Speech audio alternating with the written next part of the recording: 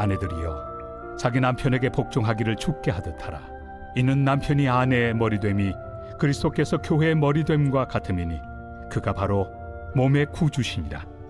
그러므로 교회가 그리스도에게 하듯 아내들도 범사에 자기 남편에게 복종할지니라. 남편들아 아내 사랑하기를 그리스도께서 교회를 사랑하시고 그 교회를 위하여 자신을 주심같이 하라. 이는 곧 물로 씻어 말씀으로 깨끗하게 하사 거룩하게 하시고 자기 앞에 영광스러운 교회로 세우사 티나 주름 잡힌 것이나 이런 것들이 없이 거룩하고 흠이 없게 하려 하심이라. 이와 같이 남편들도 자기 아내 사랑하기를 자기 자신과 같이 할지니 자기 아내를 사랑하는 자는 자기를 사랑하는 것이라. 누구든지 언제나 자기 육체를 미워하지 않고 오직 양육하여 보호하기를 그리스도께서 교회에게 함과 같이 하나니 우리는 그 몸의 지체입니다.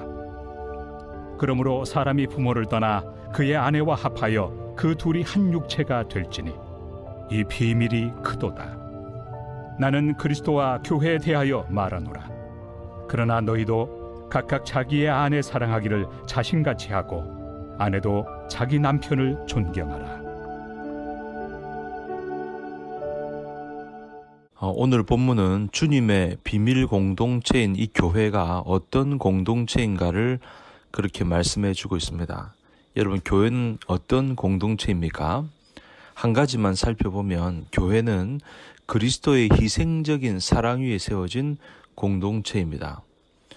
오늘의 에베소서 본문에서 바울 사도는 가정에서의 부부의 관계, 남편과 아내의 관계, 그리고 그 도리를 가르치면서 그것이 바로 교회 안에서 또 그리스도와 교회의 관계에도 그대로 적용이 된다고 말씀하고 있습니다.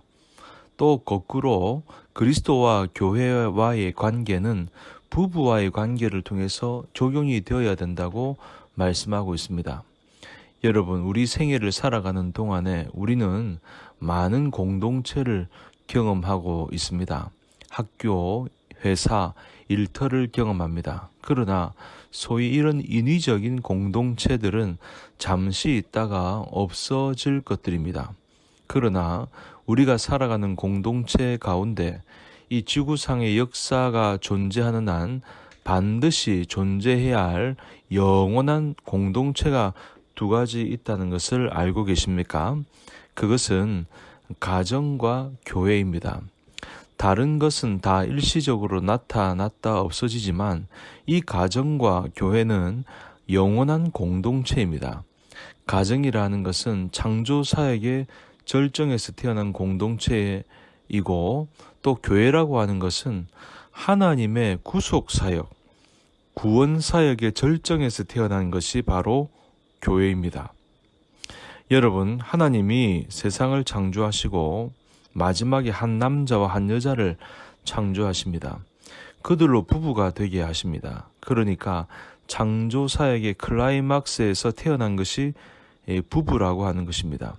그런데 또 하나, 하나님의 구속 사역, 구원 사역을 위해 예수님을 이 땅에 보내시고 십자가에서 예수님께서 저와 여러분의 죄를 담당하시고 거룩한 피를 흘리고 돌아가셨을 때 그의 피를 믿음으로 죄 사함을 받고 용서함을 받은 공동체가 태어난 것입니다. 그러니까 하나님의 구속 사역의 절정에서 태어난 공동체가 바로 교회라고 하는 것입니다. 자, 그런데 이런 영원한 공동체가 되는 가정과 교회의 출생에 있어서 공통점이 하나 있습니다. 그것이 무엇인가 하면 바로 희생적인 사랑인 것입니다. 생각해 보십시오. 한 남자와 한 여자가 사랑을 합니다. 그리고 이들이 부부가 되어 자녀를 낳습니다. 자녀를 낳는 엄마의 피 흘리는 그 사랑을 통해 가정이 만들어지는 것처럼 예수님의 피 흘리는 희생적인 사랑을 통해서 거기에서 교회가 만들어진다는 것입니다. 오늘 본문 25절 말씀해 보니까 남편들아 아내 사랑하기를 그리스도께서 교회를 사랑하시고 그 교회를 위하여 자신을 주심같이 하라. 교회를 위해서 주님이 자신을 내어주셨다고 하는 것입니다. 십자가에서 스스로 몸을 매달아 우리의 죄를 짊어지고 제물이 되어 거룩한 피를 흘리셨다고 하는 겁니다. 그 피 흘림을 통하여 교회가 태어난 것입니다. 그래서 바울 사도는 같은 맥락에서 사도행전 20장 28절에 교회를 이렇게 설명하십니다. 여러분은 자기를 위하여 또는 온 양떼를 위하여 삼가라.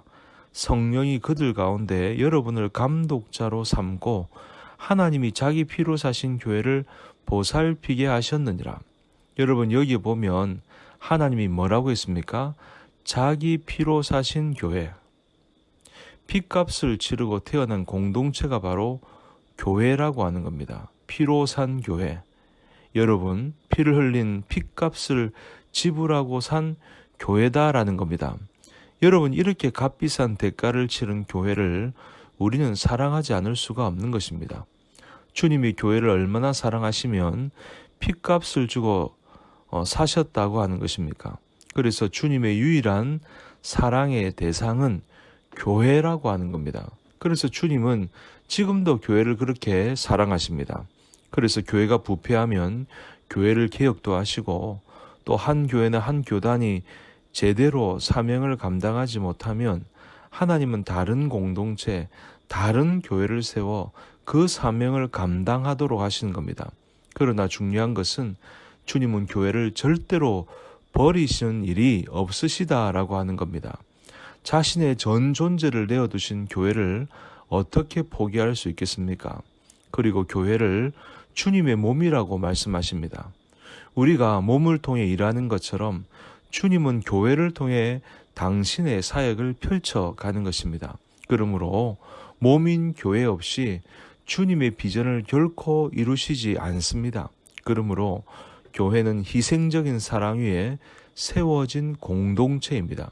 그렇다고 한다면 여러분, 예수님이 그렇게 희생적인 사랑으로 교회를 사랑하셨다면 우리도 희생적인 사랑으로 성도를 사랑하는 것은 당연한 일이라고 하는 것입니다.